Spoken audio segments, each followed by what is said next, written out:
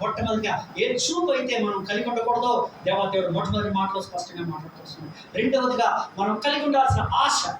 ఏ ఆశ కలిగి ఉండాలి అంటే మన ఆశ దురాశగా మారడానికి. ఏ ఆశ కలిగి ఉండాలి అంటే ఆ ప్రభువుని నిత్యము వెంబడించేటువంటి రీతిలో.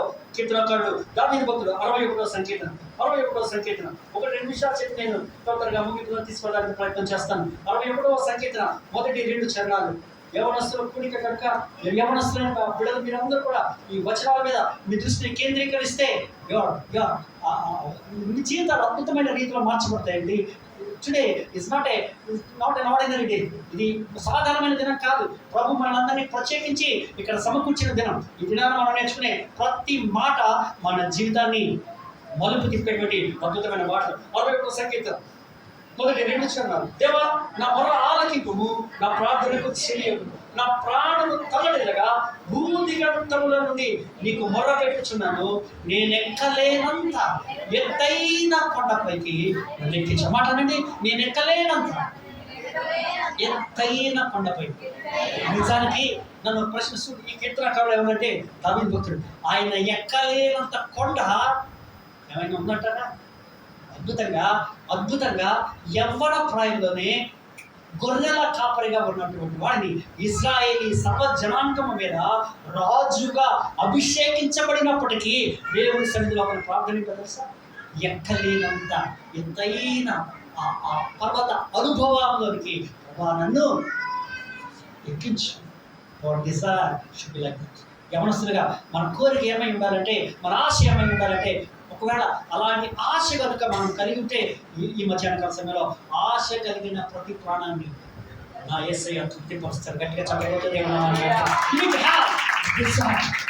ఏంటిగా డిజైర్ అంటే ఎక్కలేనంత ఎత్తైన కొండ మీద నన్ను ఎక్కించు.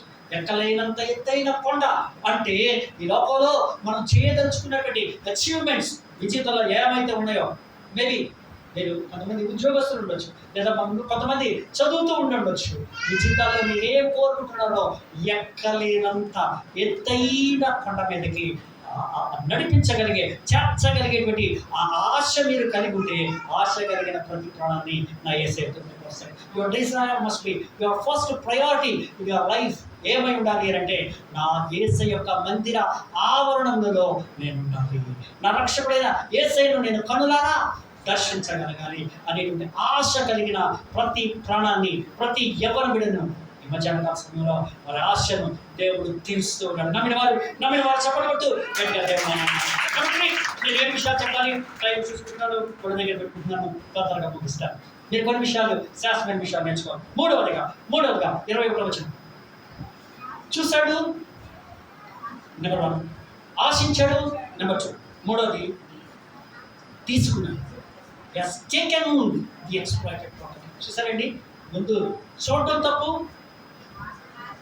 ఆ తప్పుని సరి చేసుకోలేదు కనుక రెండవ పాపంలో పెట్టాడు. ఆశించిన దాన్ని తీసుకున్నాడు. He has taken, number 3, he has taken the exploited property. మొట్టమొదటి ఏంటి? He has seen the exploited. రెండవది, he has got the desire to have the exploited property. Number 3, మూడవదిగా he has taken the exploit. అసలు దేవుడు వాగ్దానం ఏం చేయించాడు?